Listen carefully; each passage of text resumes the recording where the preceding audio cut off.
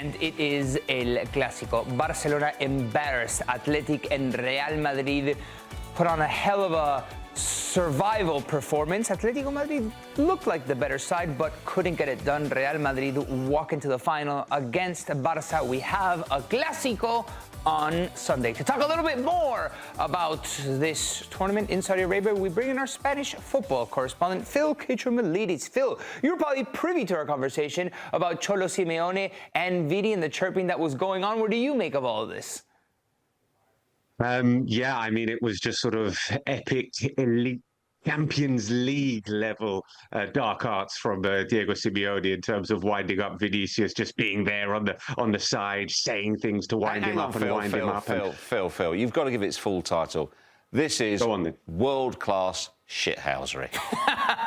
It is. And, you know, nobody does it better than Diego Simeone. He's been doing it for many, many decades now as a player and now as a manager. And what I liked about it as well, he was asked about it in the press conference. They said, did you really say to Vinícius Jr., Florentino's going to kick you out of the club? And he said, can't remember.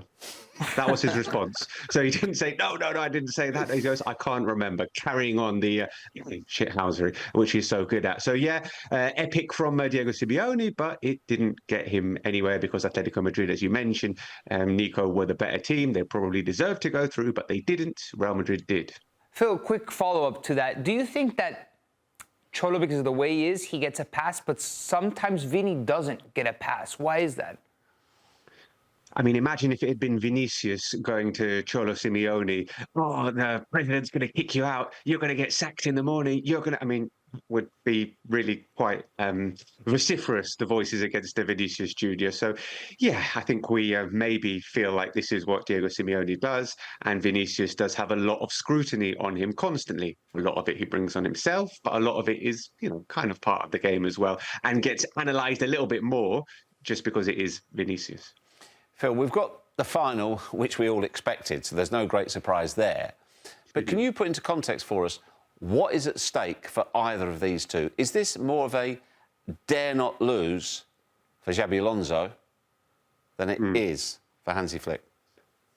Yeah, I mean, there's certainly more pressure and more riding on it for Real Madrid. I mean, the fact that it is against Real Madrid means there is an added level of pressure for Barcelona, because any time they play against Real Madrid, there is just that little extra level of competitivity and rivalry, obviously, but there's no doubt about it. I mean, Xabi Alonso is possibly staring down the barrel of losing his job. If he loses this game heavily, if he's on the end of another big defeat to Barcelona, like he was in this fixture last season, then that could be the end. And that obviously means that there is massive pressure on him and not that much pressure on Barcelona. They're the defending champions. They're the champions of Spain. They're top of the table. They are clearly the big favourites. However, just to put a little caveat to that, being such big favourites, and then if you don't beat Real Madrid, that brings its own dangers with it. So I think Hansi Flick will be wary of the fact that everybody's expecting Barcelona to win, and that is not necessarily the mindset you want going into a final or a Clásico.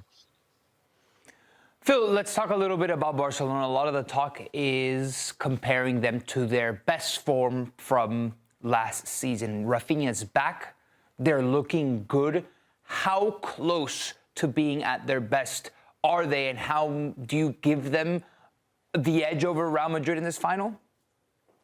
Yeah, I give them massive edge over Real Madrid in this final, just given, you know, not just what we saw in the semi-finals, Barcelona completely demolishing Athletic Club and Real Madrid really having to work extraordinarily hard to beat Atletico Madrid. But if you just look over the last couple of months since the Clásico, Barcelona have won every league game that they've played. They've won 9 matches in a row in all competitions. They have kicked on, and there have been 2 key players coming back which has helped them. Joan Garcia in goal and Rafinha up front. Both of those players absolutely key to how Barcelona play.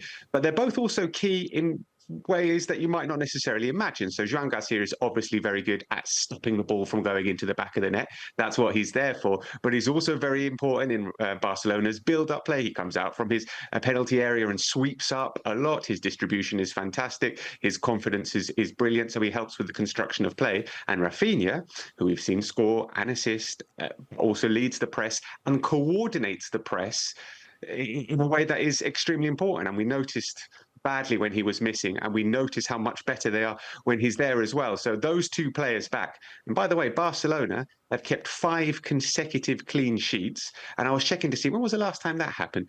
3.5 years ago.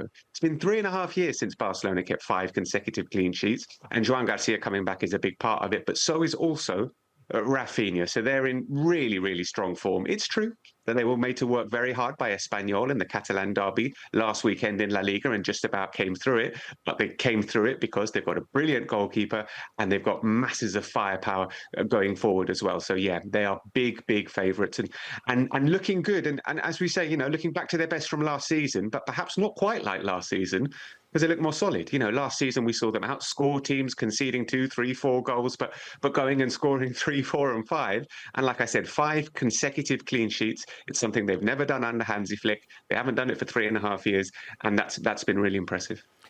Phil, 2 things. One, is there a real danger from what you're saying that they could actually wipe the floor with Real Madrid and end Xabi Alonso?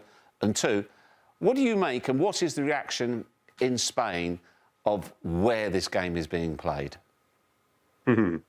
So to answer your first question, yes, there is a definite concern from some levels of Real Madrid fans that this could get ugly. And, I don't want to say this, but I think, for Real Madrid, if they compete on Sunday, put in a good performance, take it to the edge and don't get smashed, it's not a bad result for them, given what we're seeing. I mean, it is a result. It's a terrible result for them. But, if we're being realistic here, given how superior Barcelona have looked to them over the last few weeks, that would possibly save Xabi Alonso's job if they compete, if they go toe-to-toe with Barcelona and don't get embarrassed. If they lose 5-2 again, there's a very strong chance that he will lose his job, despite winning the last 5 matches in all competitions. The performances haven't been good from Real Madrid. There doesn't seem to be a clear idea of how they want to play. There is very little identity, and that is what is worrying the club's hierarchy. So, yeah, I mean, this is a chance for Barcelona to land some kind of knockout blow. Conversely, for Real Madrid, it is a chance. If they win this, like you said, that's what Nico was saying, you can kick on and you can build from this massively, and it's a huge boost, and Mbappe's flying out, and there's a chance. But Barcelona are massive favourites. I think everybody's Jeff, unused to the fact that this gets played in Saudi Arabia.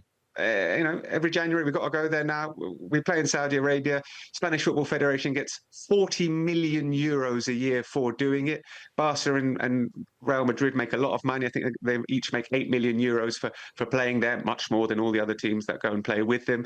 So it's just been assumed this is what we have to do now. We make a lot of money. And in terms of a spectacle, it's actually been turned into a competition that is possibly of more interest than the Spanish Super Cup was in its previous incarnation.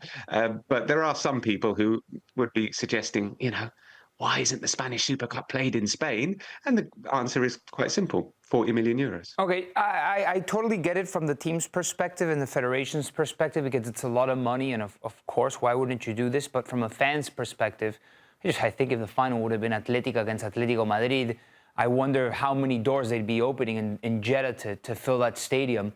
What do the fans think about this? The people who can't just leave their jobs to jet halfway across the world. Well, no, maybe I'm exaggerating a little bit, but it's a pretty long journey.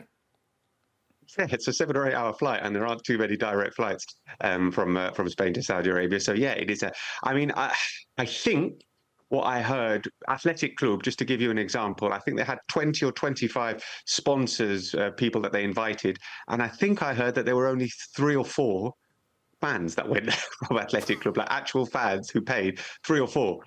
It was, very, very difficult for them to go. Like I said, it's basically they're not happy. Essentially, they would much prefer this to be played in Spain. And let's not forget, the Spanish Super Cup, it used to be sort of like a pre-season friendly, like the Community Shield in the UK, in England. And it filled stadiums. You know, the Bernabeu was sold out. Camp Nou was sold out for this game. It was a game that people were interested in, but taking it to Saudi Arabia, people have just said, well, this is what we've got to do. And there is, in the back of people's minds as well here in Spain, we have to try and compete with the Premier League. We have to try and compete with the Premier League. And if it means taking the game abroad, getting more money in from those kind of sources and trying to grow the game that way, then so be it, sadly. Phil Kitromilides, thank you very much for all of your insight on Spanish football and everything that's exported of it. Top man. Pleasure, guys.